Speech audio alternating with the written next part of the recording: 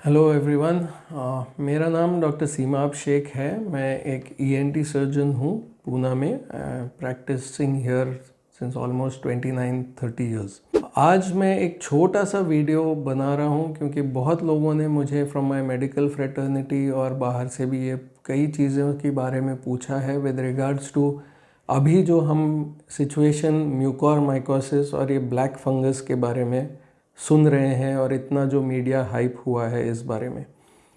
मैं कोई बहुत लंबा वीडियो नहीं बनाने वाला हूँ, ना ही कुछ बहुत ज़्यादा ज्ञान जो देने वाला हूँ, क्योंकि बहुत लोगों को एज़ इट इज़ जब कोई चीज़ इतनी हाइप हो जाती है तो व्हाट्सएप यूनिवर्सिटी से ऑलरेडी काफ़ी कुछ इन्फॉर्मेशन मिल जाती है।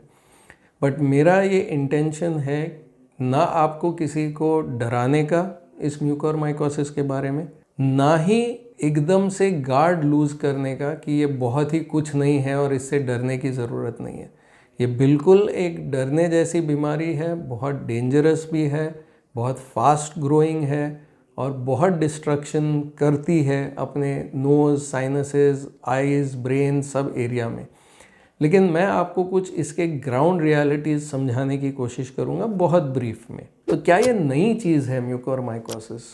बिल्कुल भी नहीं। ये कोई नई बीमारी नहीं है, ये बहुत सालों से है। जब से हम पास आउट हुए, जब से मैं पढ़ाई करता था, तब से हम केसेस म्यूकोरमाइकोसिस के हैंडल करते हैं। हमारे टीचर्स ने हमको सिखाया था उस ज़माने में, हमने ये डिजीज़ को हैंडल किया है और ये कोई नई चीज़ नहीं है क्योंकि ये फंगस आम है और सब जगह होता है। ये फंगस तभी अटैक करता है अपनी बॉडी को जब हम अपनी बॉडी इम्यूनो कॉम्प्रोमाइज्ड हो जाती है, जब बॉडी की डिफेंस मैकेनिज्म बहुत डाउन होती है और इसके जो नॉन एडिशनल फैक्टर्स हैं जो कंट्रीब्यूट करते हैं इसको बढ़ावा देने में, वो है इम्प्रॉपर शुगर कंट्रोल, जिनके शुगर कंट्रोल्स बहुत फ्लक्चुएट होते हैं। तो डायबिटिक्स में ये ऑब्वियसली बहुत कॉमन है। बट जब हमको पता है ये बीमारी इतनी पुरानी है तो अब नया क्या हो गया? नया कुछ नहीं हुआ है। नया ये हुआ है कि जो मैंने मेरे 28-29 साल के करियर में अगर मैंने x number of cases handle किए थे, तो आज की डेट में वो लिटरली 30x या 40x नंबर ऑफ केसेस हो गए हैं। और ये केसेस इतने ज़्यादा इसीलिए हुए हैं क्योंकि कोविड बहुत ज़्यादा फैला था और कोविड में अपना इम्यूनो कॉम्प्रोमाइज स्टेट बढ़ जाता है। और क्योंकि कोविड में हमको अभी पता है कि स्टेरॉइड्स मेन स्टे ट्रीटमेंट के हैं और स्टेरॉइड्स की वजह से कई बार शुगर फ्लक्चुएशंस होते हैं। तो इसका मतलब ये नहीं कि हम स्टेरॉइड्स ना यूज़ करें, क्योंकि अभी पिछले साल भर में ये बात तो डेफिनेटली प्रूव हो गई है कि पहले हम जितना बात करते थे of tablets of HCQ, macrolide groups, ये वो आज कुछ खास काम नहीं करते। लेकिन जो चीज़ काम करती है वो स्टेरॉइड्स काम करती है और स्टेरॉइड्स में डेफिनेटली शुगर कंट्रोल थोड़ा ऊपर नीचे हो सकता है। तो इसमें लर्निंग लेसन बहुत सिंपल है कि हमें अगर यूज़ करना है तो यूज़ करना है, क्योंकि एक तरफ हमें जान बचानी है कोविड से और दूसरी तरफ हमें इंश्योर करना है कि हम शुगर कंट्रोल पे ज़्यादा ध्यान दें। तब ऑटोमेटिकली ऐसा होगा कि म्यूकोर का इंसिडेंस भी कम होगा और आते कुछ दिनों में, कुछ हफ्तों में things will start settling down, क्योंकि हमको ये सब चीज़ों के बारे में मालूमात ज़्यादा बेहतर होने लगी है। अब इसमें होता यूँ है कि कई बार एक नॉर्मल इंसान या नॉन मेडिकल पर्सन को बहुत सिंपल होता है उंगली उठाना और वो कहते हैं कि नहीं, ये डॉक्टर ने ऐसा कर दिया, वो डॉक्टरों ने ऐसा किया, इसकी वजह से हो गया। बट आपको एक छोटी सी रिक्वेस्ट है कि प्लीज़ अंडरस्टैंड कि फ़िलहाल इस वक्त पैंडमिक में क्या हो रहा है और हेल्थ केयर इंफ्रास्ट्रक्चर कितना प्रेशराइज्ड है, डॉक्टर्स कितनी मुश्किल से इस चीज़ को हैंडल कर रहे हैं। तो डॉक्टर का इसमें कुछ ज़्यादा रोल या फॉल्ट नहीं होता। हमें सिर्फ ये अभी डिसाइड करना होता है कि जुडिशियस यूज़ जिसको बोला जाता है, कि जो स्टेरॉइड्स हम पहले यूज़ करते थे उनका ज़्यादा जुडिशियस यूज़ कैसे किया जाए। शुरुआत में जब शुरुआत हुई थी तब इवन होम स्टे, जो होम क्वारंटाइन पेशेंट्स थे, उनको भी स्टेरॉइड दिया जाता था कई बार, बिकॉज किसी के पास कोई 100% कन्फर्मेटरी गाइडलाइंस इस बीमारी के बारे में मालूमात नहीं थी। जैसा जैसा वक्त जा रहा है डॉक्टरों को ज़्यादा मालूमात मिलती है, इन्फॉर्मेशन अच्छे से आती है, एविडेंस बेस्ड मेडिसिन जो बात होती है उस पे से ये क्लियर होता है कि अब हमने डिसाइड किया है, कई एसोसिएशंस ने, कई डॉक्टर्स के सेपरेट बॉडीज़ ने, वर्ल्ड ऑर्गेनाइजेशंस ने ये गाइडलाइंस निकाली है कि स्टेरॉयड का जुडिशियस यूज़ किसको कहा जाता है। और ये चीज़ अपने डॉक्टरों पे छोड़िए, अपने क्लिनिशियंस पे छोड़िए जो कि वेल एक्सपीरियंस्ड है, जो कि कई बार ग्राउंड लेवल पे, ग्राउंड ज़ीरो पे जो काम करते हैं उनको ज़्यादा पता होता है। तो जस्ट बाय सेइंग कि नहीं स्टेरॉइड्स की वजह से हुआ है या इस पर्टिकुलर रीज़न की वजह से हुआ है या इस पर्टिकुलर, जैसा कि लोगों ने कहा है कई बार कि ये ऑक्सीजन ह्यूमिडिफायर्स की गंदगी की वजह से भी हुआ है, या जहाँ पर इतना ह्यूमिडिफिकेशन नहीं होता है, या मास्क जहाँ पर आते हैं उसकी वजह से होता है। तो ऐसा नहीं है, क्योंकि अगर ये ऑक्सीजन ह्यूमिडिफायर से होता तो वो जो सांस अंदर ली जाती है तो म्यूकोर डायरेक्ट लंग्स तक पहुँचना चाहिए होता है।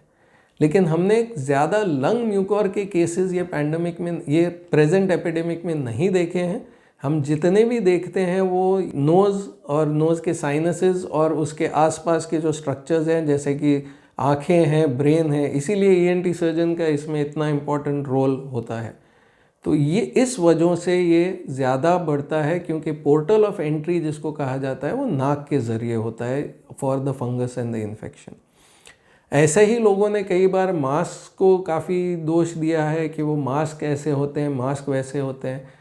तो इस बारे में मैं ज़्यादा तो बात नहीं करूँगा, लेकिन पिछले साल ही जब एपिडेमिक शुरू हुआ था, जब WHO और बहुत से ऑर्गेनाइजेशन ने ये काफ़ी बात क्लियरली कही थी कि क्लॉथ मास्क और ये सब अलग अलग किस्म के फैशनेबल डिज़ाइन वाले मास्क वगैरह को आप प्लीज़ ना इस्तेमाल करें। यूज़ प्रॉपर N95 मास्क, और N95 मास्क भी आप एक मास्क को 5 टाइम से ज़्यादा नहीं यूज़ कर सकते। 5 टाइम इन द सेंस 5 दिन, और ये 5 दिनों के बीच में 1 से 5 दिन का गैप होना होता है। तो WHO ने भी कहा था पिछले साल कि आप 5 मास्क खरीदिए, day 1, day 2, day 3, day 4, day 5 पे एक एक मास्क यूज़ करिए। डे 6 पे आएंगे तो आप डे 1 वाला मास्क यूज़ करिए, डे 7 पे जाएंगे तो डे 2 वाला मास्क यूज़ करिए। ऐसा 5 बार वो डे 1 वाला मास्क यूज़ हुआ तो फिर उसको फेंक दीजिएगा। तो ये सब मिथ्स थोड़े हटाने की बहुत ज़रूरत है। दूसरा प्रॉब्लम ये हो रहा है कि बहुत से लोग पैनिक सिचुएशन में जा रहे हैं पोस्ट कोविड, क्योंकि सबको पता है कि म्यूकोर कोविड के बाद होता है। तो म्यूकोर कोविड के बाद होने की वजह से पैनिक सिचुएशंस बहुत हैं, and left, right and centre CT scans, MRIs और सब किस्म के जो इन्वेस्टिगेशंस है ये बहुत किए जा रहे हैं। इस हद तक के कि जो एक CT स्कैन या MRI सेंटर जो दिन में सपोज 30 या 35 स्कैन्स करते थे रूटीन सिचुएशंस में, या इवन ड्यूरिंग कोविड टाइम्स उनका जो नंबर बढ़ा था, वो सडनली ये पिछले महीने 1.5 महीने में वो दिन के 80 इमेजिंग्स कर रहे हैं।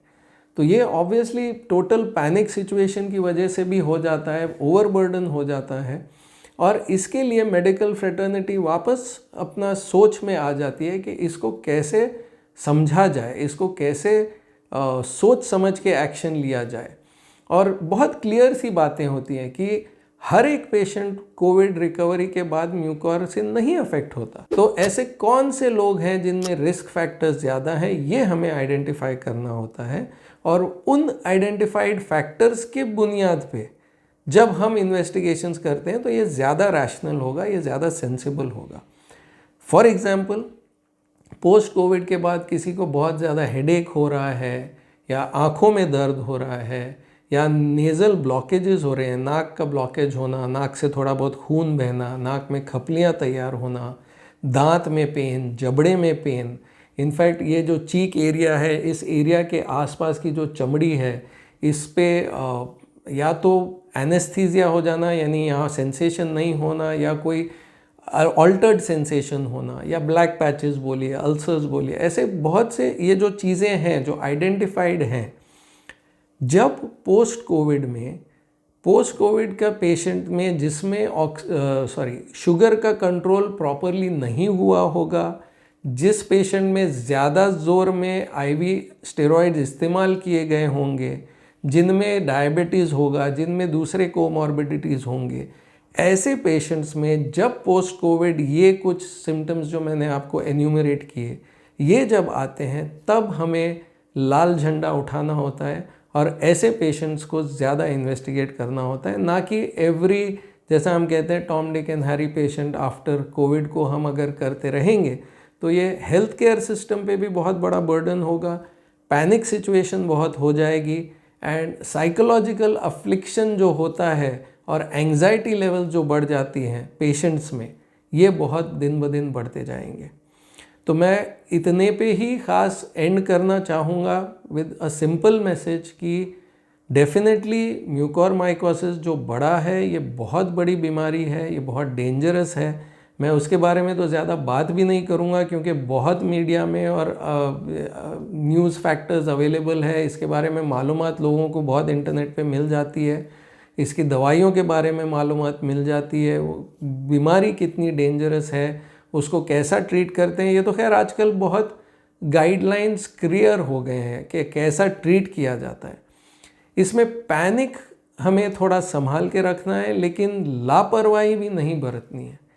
अगर आपका फिजिशियन, आपका कंसल्टेंट आपसे कहे, प्लीज़ उसकी बात मानिए, क्योंकि एक होता है कोई भी बॉडी के ऑर्गेनाइजेशंस को गाइडलाइंस बनाना, ये अपनी जगह होती है, लेकिन ग्राउंड ज़ीरो पे जो आपका क्लिनिशियन आपको ट्रीट कर रहा है, उसकी काबिलियत पे, उसके क्लिनिकल एक्यूमेन पे भी आपको भरोसा रखना बहुत ज़रूरी है।